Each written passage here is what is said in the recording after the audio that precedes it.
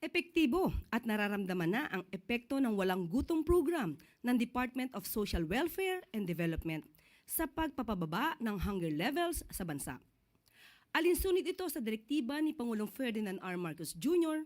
na makamit ang zero hunger sa bansa. Sa resulta ng isang SWS survey, nasa 300,000 na dating food poor families ang nakakakain ng sapat at masustansyang pagkain ngayon. Partikular na bumaba ang kagutuman sa Negros Oriental at Occidental, Cotabato City, Zamboanga del Norte at Surigao del Norte. Isa lamang ang walang gutom program sa mga prioridad ng Pangulong Marcos Jr. para mapabuti ang kalagayan ng ating mga kababayan. Panoorin po natin ito. Mabuti po ito para sa amin. Nakakatulong po siya ng maayos po. At ngayon po ang mga patakaran ay okay po sa amin. Salamat po. Salamat sa walang gutom sa DSWD.